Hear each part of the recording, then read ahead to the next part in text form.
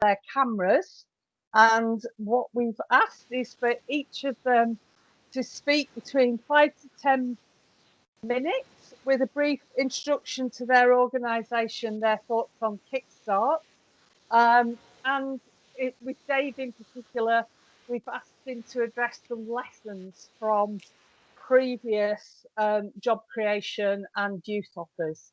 So I think this is going to be a really valuable session. We've been getting into the detail of Kickstart this morning, but now we're going to look at Kickstart and its place within a much wider offer around youth unemployment. So if we could go to Kirsty first, please, from the TUC.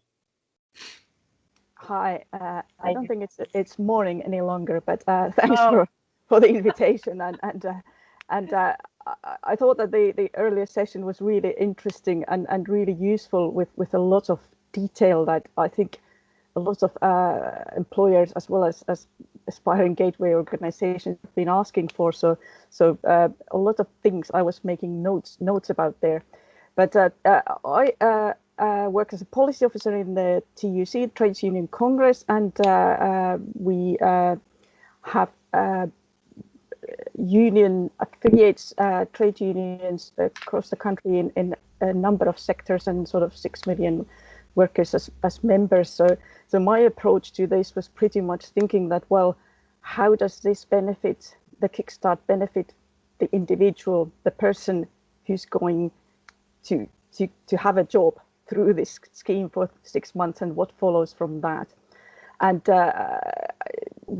TUC has been asking for a jobs guarantee program since May, and we made a lot of we thought it through very carefully, that what sort of things, based on what used to be the Future Jobs Fund, for example, and what sort of things would make, benefit young people, now that we know that there are a lot of issues with where we are with pandemics and future employment issues. So yeah, it is a sort of like those basic things that I thought that I'll just flag up quickly on this, that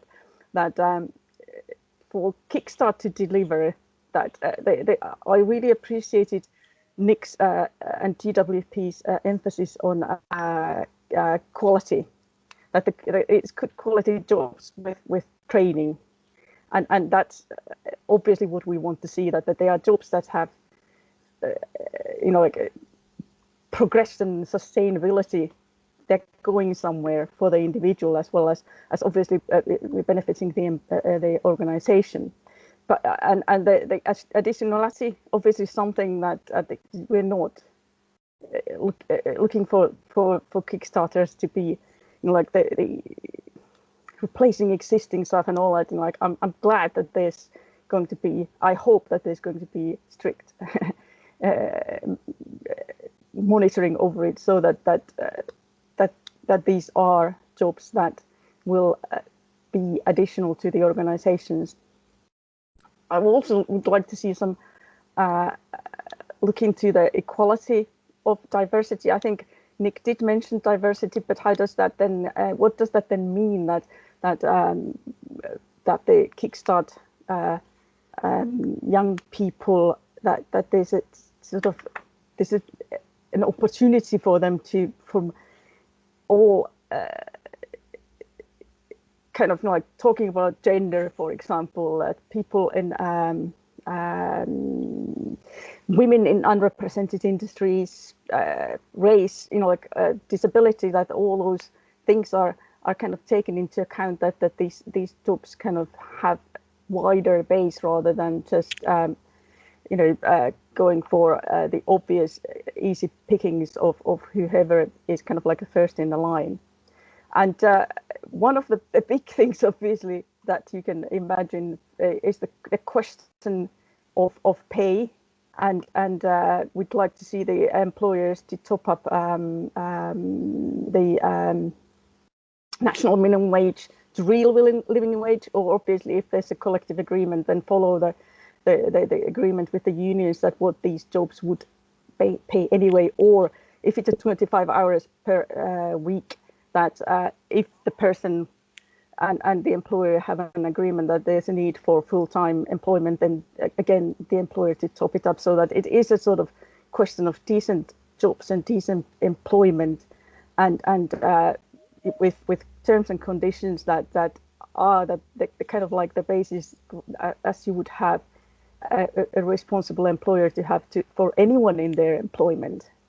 So yeah, like we're looking for proper jobs with proper jobs descriptions at whatever stage of the application process gateways or employers are, but that's what the young person needs to see as well. That what is it in the job is as sort of something that they want to build their future career on, and obviously a contract like you would have for any good practice employer, and all these things are sort of like starting from the viewpoint that it is a job.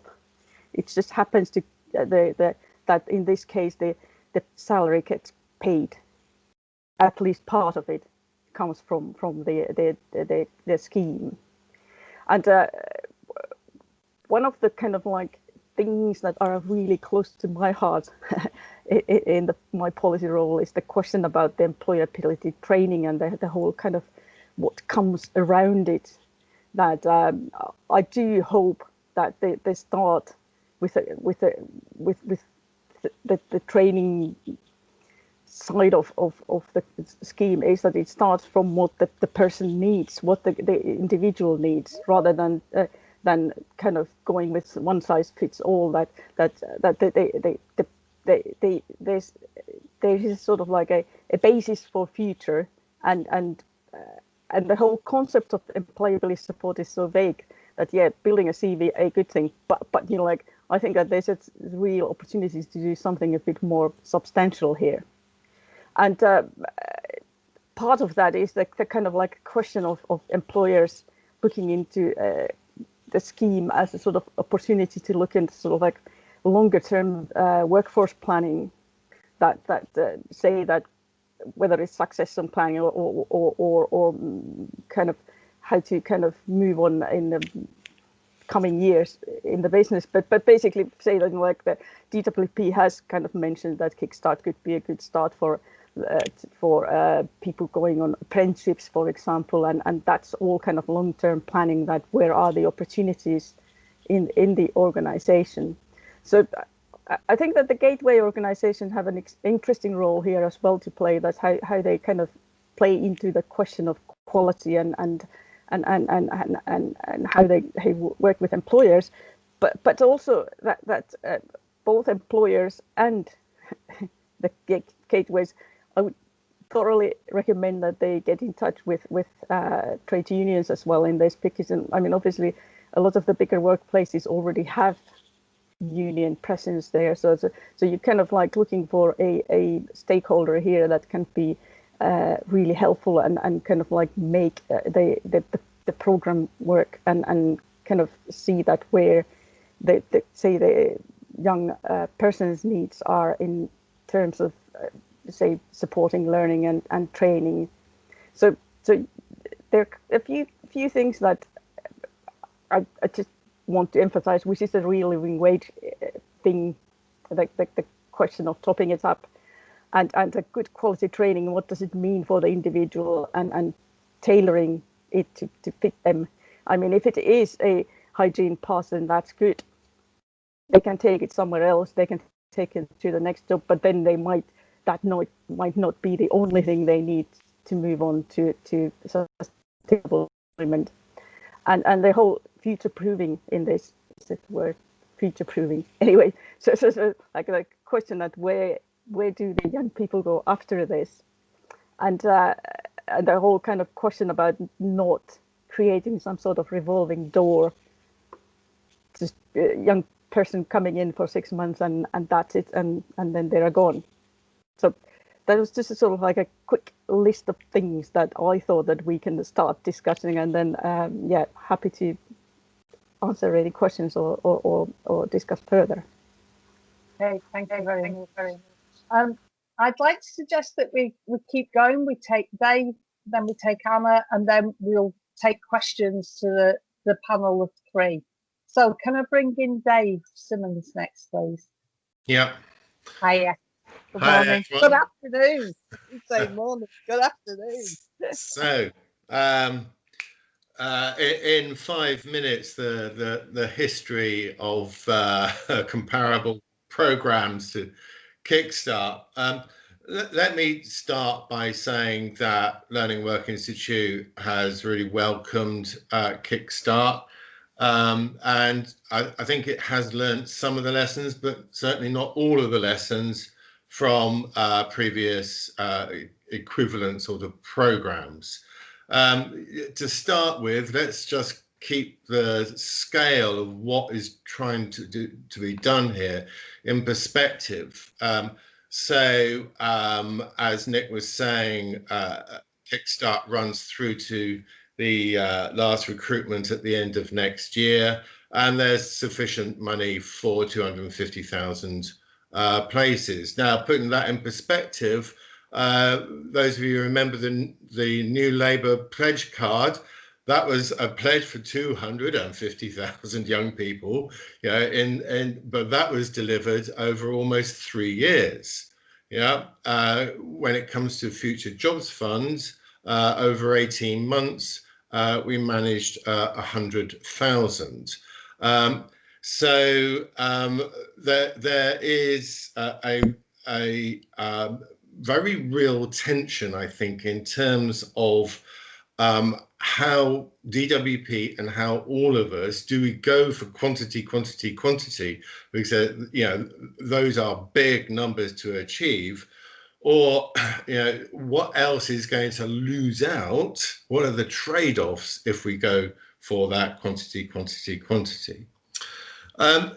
Some of the programs in the past that I would compare it to, and I think when you're talking about temporary jobs, you have to go back to the community program of the 80s, the intermediate labour markets that grew up in the 90s and early 2000s, the New Deal employer option, which was a subsidy, the Step Up pilot, which had some significant results, and of course the Future Jobs Fund. Now, Learning and Work Institute has published a short publication called Making Sure Kickstart Works. That's on the website. I'm touching on some of the issues that covers. So when it comes to the impact of Kickstart, the ambition must surely be to have an equivalent, if not more, greater impact than Future Jobs Fund. So let's just look at that. So Future Jobs Fund delivered an increased chance of being in work, 11 percentage points of an increase of being in work, and over a sustained period of 2 years, which is where the real significant gains came in. So what Future Jobs Fund showed was that as soon as you participated, you started to benefit from your greater chances of being in work, and that gain continued for 2 years, and there was one estimate in the evaluation which showed it going up through to 4 years. That gives significant financial gains both to the employee and also to government. So Future Jobs Fund also showed that it did recruit the more disadvantaged groups of people. That was quite clear. And the net effect, the net benefit to society, and this is DWP evaluation, was 7,750 positive net gain to society.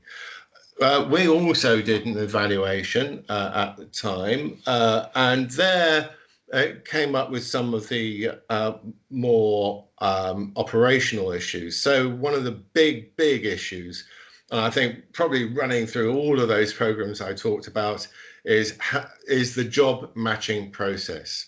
How do you create a sufficient number of jobs of sufficient quality to match the skills and abilities and capabilities of the young people?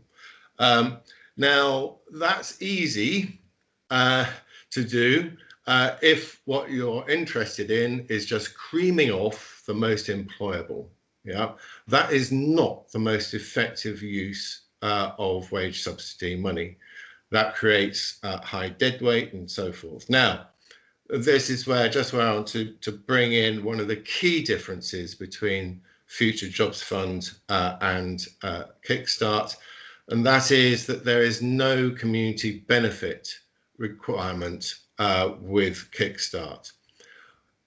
What that means is that DWP has to be have a far harder or concentrate more on additionality, yeah, because with community benefit, it basically meant that there was you had to define the community benefit, and that defined the additionality.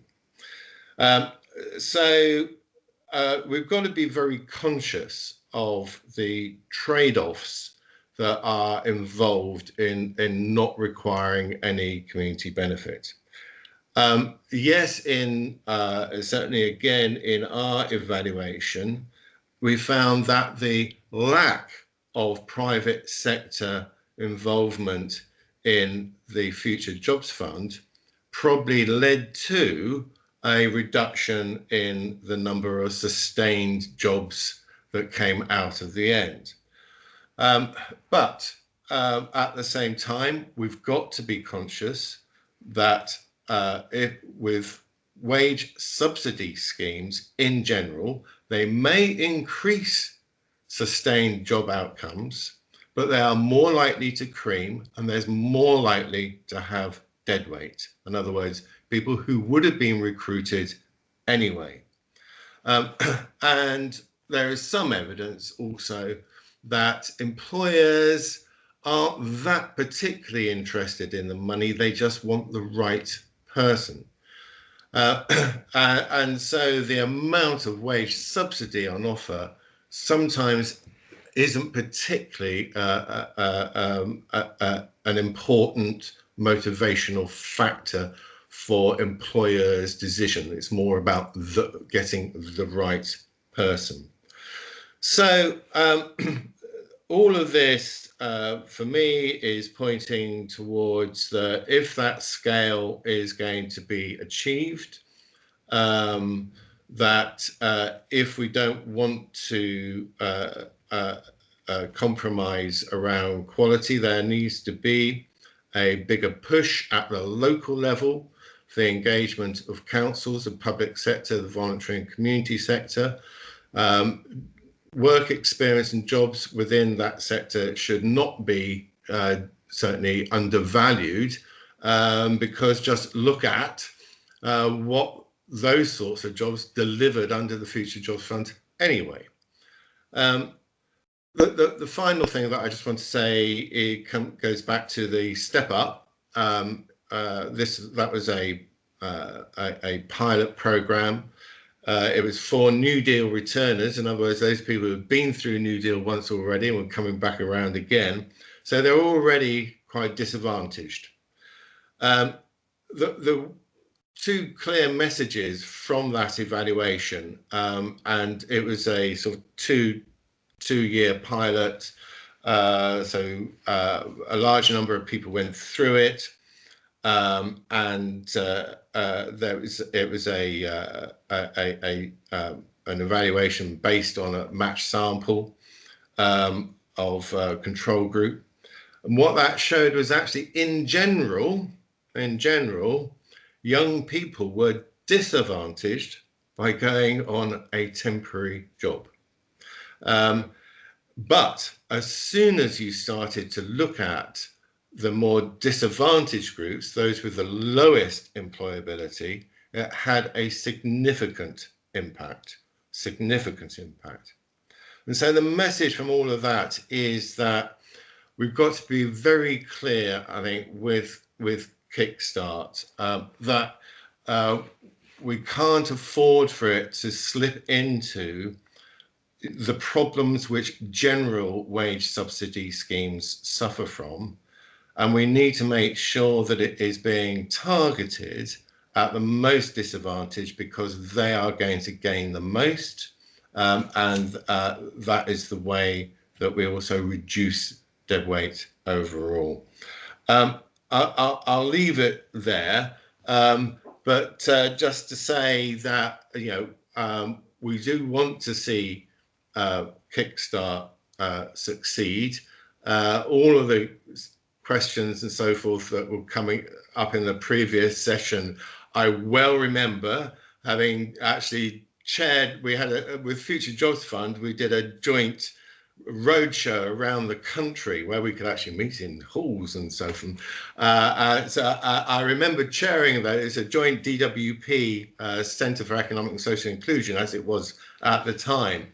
And exactly all those sorts of nitty-gritty issues were coming up. And that was, again, all to do with like the speed of the introduction and so forth. But it is so important to have, keep the pressure on, but also a degree of understanding on both sides to actually make it work. Thank you very much. Dave, thank you, Dave. Can I bring in Anna Snee, please? Good afternoon. Very nice to see you all. Hi, Elizabeth. Thanks for having me. So I'm going to slightly deviate from the norm and try sharing some slides with everybody. So please bear with me. It's always slightly risky. I suspect that most of my slides are going to absolutely reinforce what the previous two speakers have just said. I'm completely on board with all of Dave's recommendations. Let's have a look. Can everybody see that? Is that working, Elizabeth? Yeah, it's just coming now. Slight delay. But yeah. Fantastic. So I'm Anna Snee. I'm the Chief Executive of the Youth Futures Foundation. And our vision is to build a society where all young people have equitable access to good quality jobs.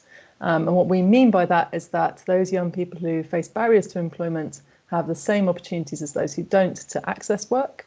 And as a result of that, we've reduced the total number of young people who are outside work. And that once those young people are in work, it's high quality work, and that they're able to stay in good jobs and progress through their careers. And the way that we do that is through taking a systems change approach. We're very keen to understand what works, what does good look like, what is the evidence telling us. That's our inform piece. And then having uncovered that, we're keen to invest in filling gaps in evidence. So that might be through commissioning new research or evaluating interventions that are taking place on the ground.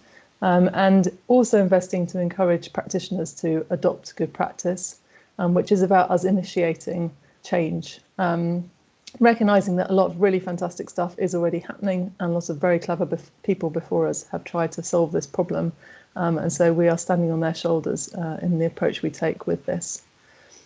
And we're absolutely committed to understanding what works and why, so we take a realist approach to that. We're interested not just in the external validity, kind of what, has this definitely benefited a young person over and above what would have happened to them anyway, but also why? Why did it work? Which bits worked?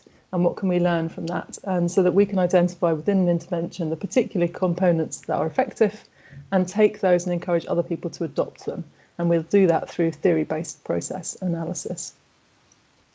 We're investing in promising interventions that we can learn from. And so far this year, we've already made some quite significant investments into frontline organisations and infrastructure across the youth and employment ecosystem. Recognising that's a very complex ecosystem. There is no such thing, I don't think, as the youth employment sector. There's a youth sector, there's an employment sector, there's a whole bunch of grey, and many of you are operating in parts of one or both. So our job is to understand that and to identify which levers to pull to have the biggest impact here.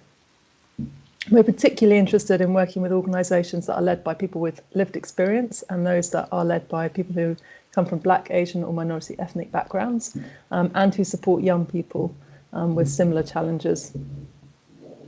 And we're calling for employers to recognise the value of a young and diverse workforce. So whilst it's absolutely critical for young people, particularly this generation that are struggling with COVID, that they receive our support and help, because it will make a huge difference to their individual lives, it's also absolutely vital for us as a country to do this for the right social reasons, and also for the right economic reasons.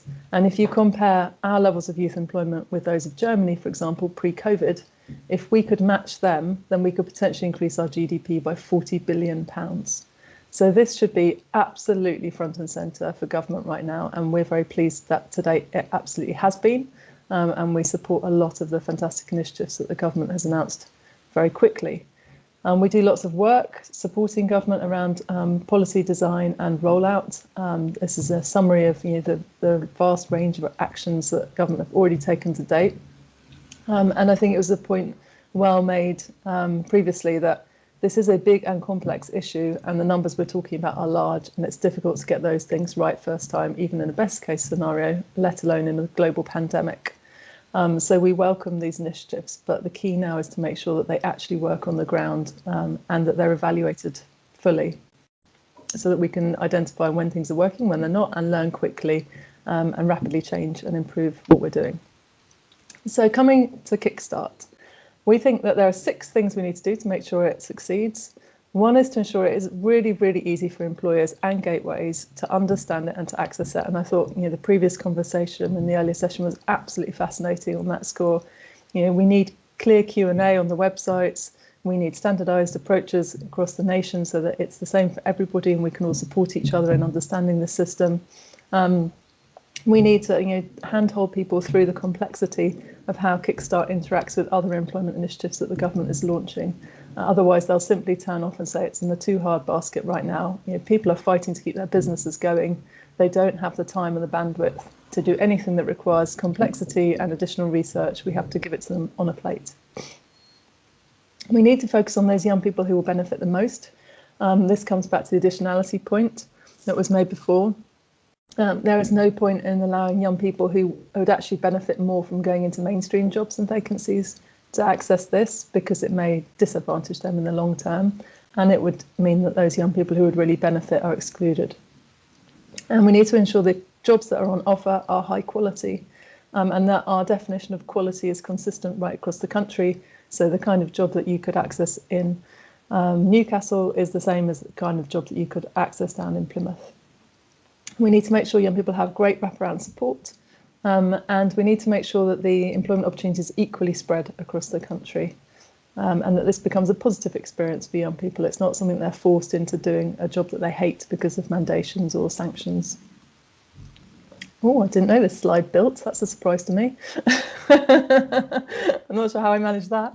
So these are our recommendations on Kickstart, specifically around ensuring young people benefit. We would recommend that there's a focus on those young people who face one or more barriers to employment, especially in the first instance. So potentially for the first 6 months of Kickstart, focusing it right down on that cohort before opening up to all under 25s further down the track. We'd recommend considering ring fencing money for each region, because there's a risk that if there are more jobs, for example, in the southeast, they could suck up a significant amount of the £2 billion fund, and then we'll find that others in the northwest are struggling to access that funding in 6 to 12 months' time. We would really minimise work coach discretion. Whilst there is absolutely a place for work coaches in their local community to understand the needs of those young people and the needs of local employers and do that matching, which is more of an art often than a science. At the same time, what we are worried about is that a work coach in one area might think that being work ready means that you have to be a graduate and you have to be well presented, wearing a suit, extremely well spoken. Those kind of things that we often defer to when we're being a bit lazy about what good candidate looks like, as opposed to seeing somebody that has huge potential, perhaps just needs a little bit more support to get there, and also trusting the candidates, the young people, when they come forward and say that they're ready for a job, giving them a chance, not holding them back. So we'd like to see the approach to that being consistent across the country. And it's crucial, of course, that every young person gets a go at this, and that includes disabled young people. So for employers, and we think it's also really important to pull them out as a specific cohort here. It's too easy for us to often focus just on the young people and forget how difficult life is for the employers right now. They need a standardised approach. They need absolute clarity around what a good quality Kickstart job looks like and how to deliver one. They need flexibility to be able to offer full-time roles. And we should be supporting multiple gateways and employers in every region to make this as easy as possible. And making sure that £1,500 is used for the right things. And I think for most employers, that would be providing that wraparound support for young people so that it minimises their workload and they have the best possible chance of sustaining that work placement right to the end of the 6 months, and then hopefully translating that into a permanent job. And we should celebrate, right? I think this is super important. We should be saying to our employers right now, you have a chance here to do something good for society. You have a chance to play a role in the economic recovery post-COVID if you step forward and do this. It's not going to be easy. You may end up with a young person working for you who needs more support than you're used to, and they may not stay at the end of that 6-month period. But imagine how good you will feel for doing that for your country right now. I think, you know, there's good social reasons for stepping forward and doing this, and a lot of people who work in the private sector are looking for ways to help at the moment. So in terms of long-term success, we'd really like to see a focus on the number of young people who secure sustainable employment, not just the number of placements that are created, although that's obviously important as a metric along the journey. We'd like to see comprehensive evaluation happening, both that process evaluation of what's being delivered, how it's being delivered, and which bits are working, so that we can rapidly, you know, change direction, improve things, and ensure that by the end of this year we have a really robust, effective programme in place. But also the experimentation impact analysis to determine the effectiveness of the programme, because in the long term, you know, this too here shall pass. It doesn't feel like it right now, but one day we will look back in 5 or 10 years' time, and it will all feel like it's a bit dim and distant past, that coronavirus thing. And there'll be another crisis that we're trying to tackle. There'll be a new recession that we're heading into, and something different that we have to support our young people through. And we need to know what works so that next time we can get it right. And following the evaluation of that first stage rollout, if the model's working, we'd love to see the budget expanded and make this a 3 to 5 year commitment. You know, it's usually 7 years before employment levels return after a recession, and this is the worst recession we've had in a very long time, so it could be longer. And expanding the eligibility criteria so that young people who are not on UC can also access the scheme. That's it from me. Thank you very much.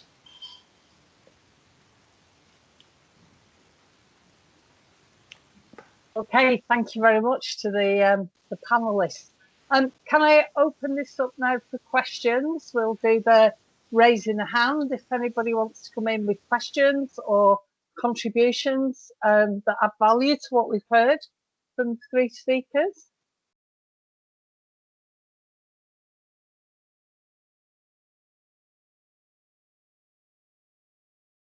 I'll ask a question. One of the things that really concerns me at the moment is that there seems to be a lack of choice for young people, that we're really going to be dependent on the work coaches. And whilst I heard some good noises from Nick Riddle this morning, I'm still really worried about how we're going to get young people to be aware of the vacancies, to feel very positive about Kickstart, to sort of even know about it, and to get a good look at the opportunities that are available. So do you have any sort of recommendations to take from today about how young people should access Kickstart vacancies?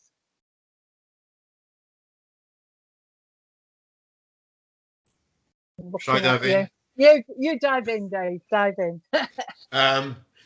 Well, the first thing I'd say is that, and don't shout at me, young people don't need to know about Kickstart. Why? It's a scheme, it's a program. What they're interested in is a job. Yeah. Actually, I think the more that you talk about Kickstart, you know, as a program, as a scheme, and you've got, you know, all these different requirements and blah blah blah, the more it starts to diminish the value of it being work, yeah, a job, yeah. It starts to devalue it in the eyes of the employer. Oh, I see you are just on a Kickstart job. We know why that was, don't we? Yeah. And it starts to diminish it, I think, in the eyes of young people. So, in other words, I would always put the emphasis on creating a sufficient number of really good vacancies using Kickstart as a vehicle to deliver those vacancies. And then it is up to not just work coaches, but everybody working with young people to then access and inform young people of those vacancies. Okay. Does anybody else want to come in on that? I would just fully agree with that. Oh, sorry. Yeah, too. Go on. Yeah, I think Dave's quite right. We shouldn't be expecting young people to understand what all the different government schemes are. They should be getting support either from their coach or from college or from school. And we have to help those people to understand the full breadth of opportunities for them. But for them, yes, it's a job. Yes, it's a 6-month fixed term contract, but beyond that, they don't need to know very much. And I think somebody's saying in the chat about having to think about employer requirements for those young people and the potential tension there with young people with complex needs. And I think that that's a very valid point. We have to be realistic about this. But there are also really fantastic young people out there who aren't graduates, who don't present in a fashion that might be super slick and confident, but can still do an excellent job. And it's about the right young person and the right job. I think very interesting that someone in the chat's talking about caseloads of 500 or 600 young people, and absolutely it was deeply concerning in that situation. It's very hard to do effective matching, and that will make it more problematic. But I also think right now, if we can just get as many young people in front of as many employers as possible, that's going to be a win in a context where we just are going to have so many young people out of work. The more we can just get those connections happening, one of those young people will secure that job. That's going to be crucial going forward. Kirsty, do you want to come in, and then we'll go to some of the people with raised hands? Yeah, I would totally agree with where Dave started, that yes, these are jobs that it doesn't, as I said earlier on, it doesn't really matter where some of the pay comes from. It is like whether government pays the subsidy or not. That's not the point. Is the job itself and how that kind of fits the young person's future development, progression, career, and so on. And in that context, I think that the job coach role is quite interesting, because as we know, there are other things, like potentially apprenticeships. I mean, they are not. I mean, it's kind of like we're talking about schemes, but basically, it's a question of that, like a choice also for the young person, that how do they build their future, and where's the kind of like the best fit. And some of it might be down to the job coaches to kind of be aware what the opportunities are, but I think that for a lot of young people, it's also a question of about family and friends and all sorts of people around them. So there's quite a big net there to be kind of caught, that what is the right route. And again, talking about Kickstart doesn't necessarily help in that context. Is it a job that fits you? Is it an apprenticeship? I don't know, maybe it's a traineeship, because you need to go do certain things like English and math before you go to your apprenticeship. So there's kind of like a variation here that needs to be taken into account. Okay, thank you. I can see hands raised now. So can we bring in Abby Conway? Hi, can you hear me? Yes. Fabulous. I wouldn't disagree with anything that the speakers have just said, because I think when you sort of stigmatise anything with a scheme attached to it, then we've all seen that kind of fails dramatically sometimes. I think some of us as employers and gateway employers are very nervous about the amount of power that work coaches are going to have in this scheme, though. And I think it's given the way that it's rolled out so far, in that direct employers have already been sort of fast tracked and are already starting to recruit, that there's not an element of choice for young people. And so at the moment, they're not necessarily presented, because it's not being marketed as such. They're not being presented with the full breadth of opportunities that are available to them. And actually, I think the angle that a lot of the people on the chat were coming at earlier on was about empowering young people more, in terms of giving them this power that, as a Kickstart, they could choose. They could, they don't have to accept something that's offered to them. And I think given the workloads that some of us have seen, work coaches have to deal with, the reality of it is if they've got a massive employer that they know is taking loads of people, there could be a tendency to encourage people down that road rather than down the small independent local organisational route. And I think it's just about a balance between the two. So I do agree about not stigmatising, but I think you just have to be aware from our perspective that actually by promoting it more, it gives that view of choice for young people, which I think is really important in order for it to be really successful and to help them in the longer term. I mean, that's such an important point. I couldn't agree more. I think it's crucial for those young people to have access to local opportunities, and often they're the ones where they will stick because local employers will be willing to go the extra mile to support them, and they're part of their local community, and they'll feel more. And there's more of a tendency for them to stick around in those jobs than to bounce between jobs.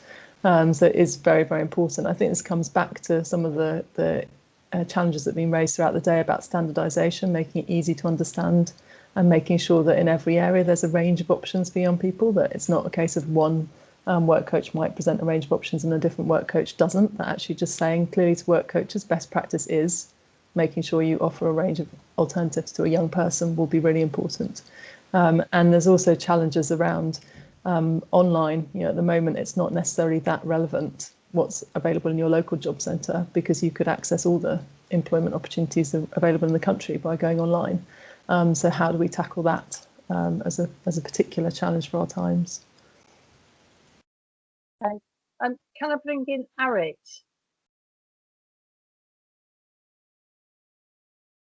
Hey, can you hear me? Yeah. Can you hear Yes. me okay? Okay, Yeah. coolio. Great session, Elizabeth. Thank you for organizing this. I find it super helpful. I jumped on at the last minute, so I'm glad I managed to get a seat at the table, as it were. I think that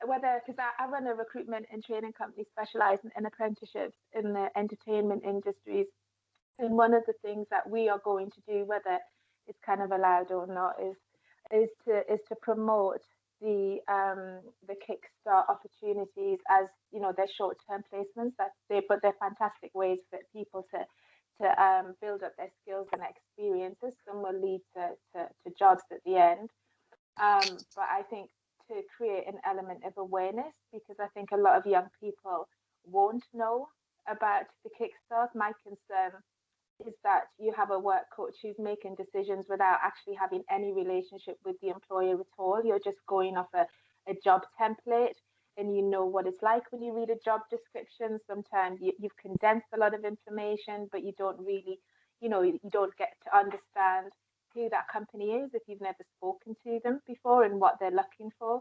So I think for us, we're kind of looking to and have been asked a lot by our employers to help bridge that gap, and to see. So one will be promoting the roles, and we might hold open sessions online for people to find out more about them themselves before they go to their work coaches, and look at how we can kind of support both ends, the employer and the work coaches, to bridge that gap, because it's ultimately about helping the right people get into the right opportunities, isn't it? And I'm not, and this is no fault on the DWP. It's just this is a scheme that's announced by Rishi, and everyone has to run and get it set up ASAP. It's just about how can we work collectively to make sure that the essence and the spirit of the scheme is kind of maintained. So I think it will come down to good gateway organizations who can help do that kind of work and support for the employer. I think for the young people to ultimately hear and become aware of them, and the more we can do that, the better for them. It was more a comment than a question. I realise that. Okay. Great. Thank you. Thank you. Okay. Thank you. Shall I bring in Derek Groves? Hi. Thanks, Elizabeth. And thanks to all the panelists. The presentations have been fantastic today, really informative. I just wanted to comment, and it has been mentioned in previous presentations about the importance of vocational matching and making sure that the placement is a suitable match for a young person and for their both skills and aspirations. I also find that experience indicates that a lot of young people with no prior experience will use work placement as part of vocational matching. So they might attempt work in one environment or one particular sector, but find that that isn't the sector that they end up in. And I'm just not quite clear yet how the Kickstart program has been structured to cater for that, how it will allow for and cater for transitions in placement within the 6-month period. Does anybody want to respond to that? I wonder whether this is a sort of a comment and an observation that will feed in from ERSA to the DWP and to some of the other policy things that are going on, because I think it's a really valid point, Derek. So I'll take note of that, and I'll take some responsibility for taking that forwards. I mean, my impression on that, Elizabeth, I was just going to say, I think you're exactly right that's the best approach. I was just going to say my impression is that government will be very open to that, and they're certainly quite relaxed about young people doing the 6-month placement and then changing jobs, at the end of placement. You know, it doesn't have to be that the employer must be able to provide a permanent job for that young person. Equally, if they can, that's fantastic. And I'm sure if it was a case of moving jobs within one employer, that's quite straightforward. It becomes more complex, doesn't it, if it's moving between employers within the 6-month period. But I suspect, in all honesty, that's just not a challenge that the government's quite got to yet. Yeah. I just throw in one thing here, and that is on the Future Jobs Fund. Then 10% of everybody who started didn't see through to the end of their 6 months. And some of that was to go off to a permanent job. But probably the largest proportion was, this isn't right for me. So obviously we want to minimize the number of people that are doing that, and make sure that there are routes through into other opportunities, and you just don't go back to square one. Thank you. Thank you. Can I bring in Arnold, then Tracy, and then Louise, please? Arnold, are you? Yeah. Hi. Yeah. Hiya. Sorry. So my question is quite related to what everybody says so far. One of the questions will be, one sec for me. Bear with me 1 sec. All the Kickstart Getaway provides the employability training for the individuals hired, and if so, how much that cost, and how to select the right getaway provider. That's because a lot of getaways providers out there, and you don't know exactly what you're gonna choose, or are reliable or no, which is kind of interesting question for me. Also, based on the last call from Nick, for us it's really important to hire the right person so we can support the young person, and therefore they can grow and learn new skills. So we have a very specific way to do in our interview that eliminate people right from the start who do not do simple tasks. Will this possible to add on the post, for example, on the job description, on the job that you're gonna post for us, or you just simply actually add the job description and role, and then you just send us around the person? That's my question. Does anybody want to come in on that? I must say that I kind of got lost with all the DWP process, all those questions earlier on, so I don't have a kind of like a direct answer to the question, but I understood that they will send 5 people, roughly 5 people for the employer to kind of interview and so on. But I would say about that employability training that both gateways and the employers to look at it sort of a bit creatively, that what does it actually mean, because it is such a vague thing, even from the DWPs, like the website, like talking about I don't know, timekeeping and CV training and stuff like that, which is obviously useful and important for, but again, depending on the individual. So rather than kind of like looking for a big program to kind of like roll out system guarding on who needs it, who doesn't, then look at it a bit more sort of like from individual's point of view, but also that I understood from the DWP's guidance that that they are expecting the gateway organizations to deliver quite a big chunk of this. So there's a bit of a question of the relationship there with the employers and the gateways, that what do they expect from each other in this and you know, if you are working with a gateway, that what do you want them to deliver, and now's your time to ask those questions with the gateways as well. Thank you. No, thank you. I think it's worth me just pointing out to Gareth Thomas that I think you're sharing your screen with us all. You're certainly sharing your screen with me. Shall we move on to Louise Rayner and then Tracy Fishwick, and then I think it's time to bring this to a close so that we can have a break before the afternoon. So Louise, do you want to come in next? Yeah, thank you. Being in the private sector and somebody who's not really au fait with universal credit, my concern is that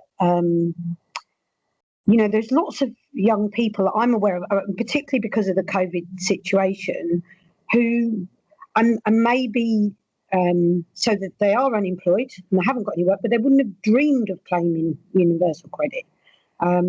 Maybe they're coming from and maybe this is the point, maybe that's what I'm sort of missing. At the end of the day, they're unemployed and they want to get work, or they were in work and they've lost their jobs. But they come from, you know, middle class, let's say, you know, not underprivileged backgrounds. So they've never even thought about going on universal credit, and they don't really feel the need to go on universal credit, and their parents wouldn't even suggest it to them. But what I'm getting is that they have to have been on universal credit. And from the conversations I've had with our job centre is that they need to have made the application. It can typically take 5 weeks to make an app to get accepted, and then they have to have received a payment. So I'm a bit concerned that people are sort of being encouraged to go on universal credit potentially unnecessarily. Or have I got that wrong? I think it's a lot. It comes back a lot to what Dave was talking about, actually. So Dave may want to chip in, but in essence, we need this funding to go towards those young people who are most likely to struggle to get jobs and stay in jobs. And the young people you've just described, although they are having an incredibly tough time of it right now, just like everybody else, you know, are more likely to be able to access the vacancies that are publicly available and secure a job in their own right that way. So someone's sharing their screen again. Oh, does that mean time's up? Should I stop talking? And so I think, you know, you raise an important point, Louise, but the priority really needs to be on those young people who probably are on UC because they have to be, because they've got no other form of income, and we really need to try and get them into jobs first. If this model works out and is effective, then it may be worth expanding it. But to Dave's point, there's previously been evidence that it can have a negative impact on young people who would have got mainstream jobs. They actually end up in worse jobs than they would have done otherwise. So it impacts on their lifetime earnings. Dave, have I got that right? Do you want to chip in? Yes, that is right. Except, yeah, we are still broadly in favour of making sure that eligibility can be as broad as possible.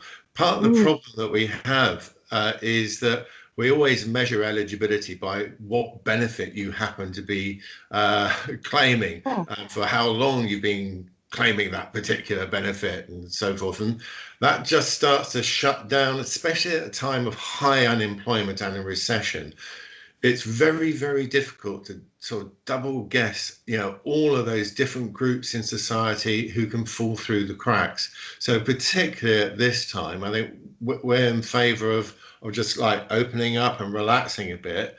The problem is that then to get the targeting that we think is still needed, you're more reliant on work coaches and you know the referral routes into the program, getting it right. Yes, this person will benefit from it.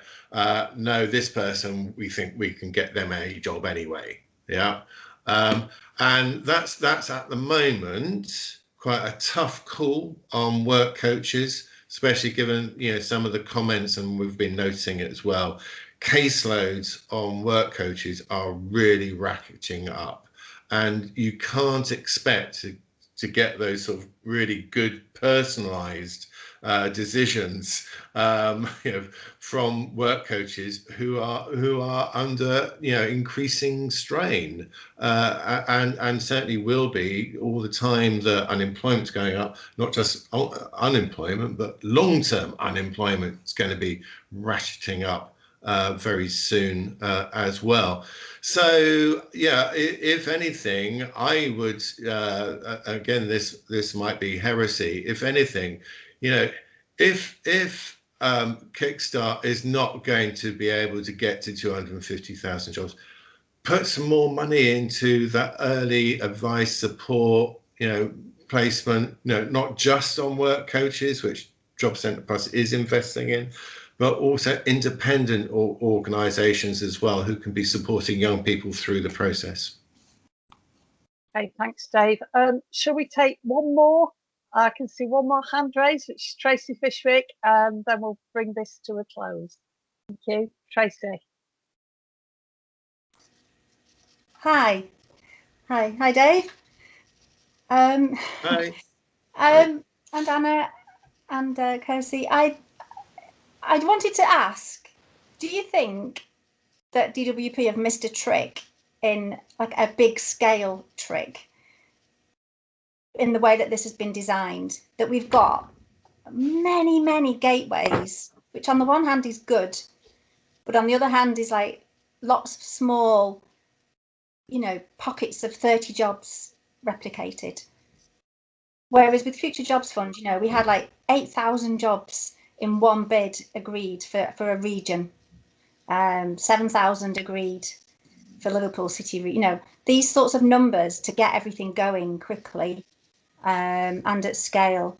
And I'm just wondering, what would be the one thing that you might do to, if you were sat with the pen, what would you have done to get scale? Shall I go first? Yeah. Okay.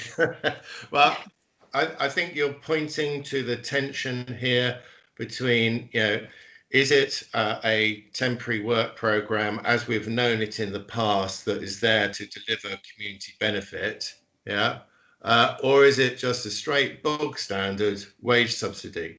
Now, actually, how wage subsidies have been paid in the past, you know, it's very simple. An employer recruits an eligible person and applies for the subsidy. Bang! You don't need gateways or anything like that. So I think the overall design of Kickstart is really sitting uncomfortably between the two. And I think they almost need to make up their mind, or even split it into two.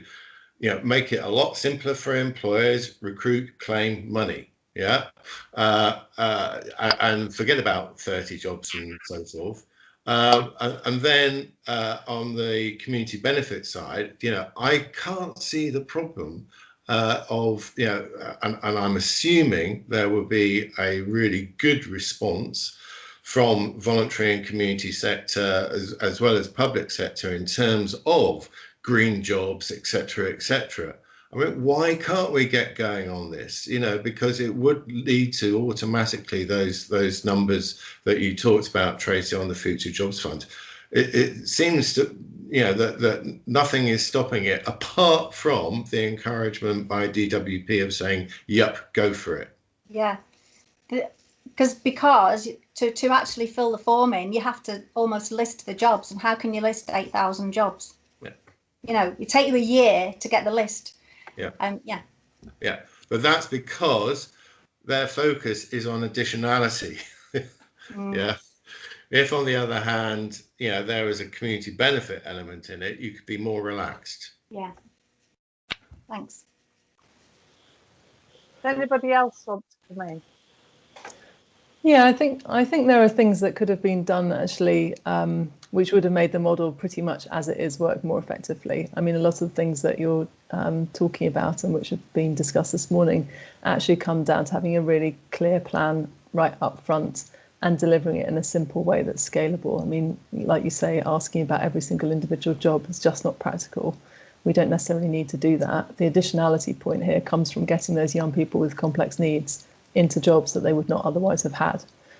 So whilst I can see, it's interesting and nice to explore the social benefit piece, of course it is, actually it also adds another layer of complexity that we don't necessarily need at a time of mass youth unemployment. We just need young people to get into jobs, and charities and social enterprises could absolutely offer those jobs as well and would receive money from the government to run them.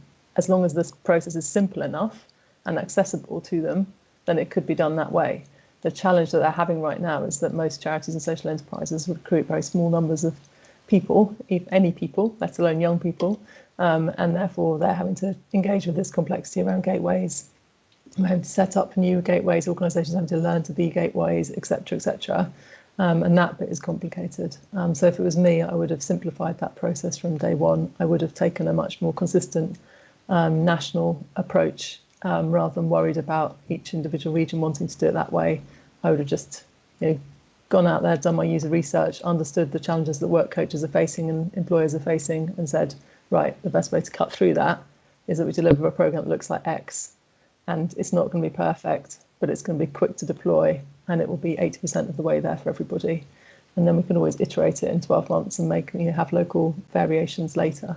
But right now, I suspect most work coaches are calling out for clarity and simple, and so are employers, and so are all of those people, all of us who sit in between trying to help and advise. So that would be the biggest win for me. Yeah.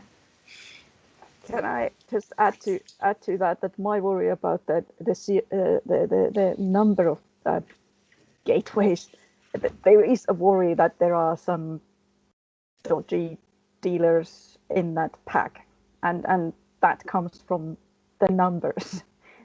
And I do understand that trying to catch a big scale of people and young people and get the 250,000 and all that, but I do still think that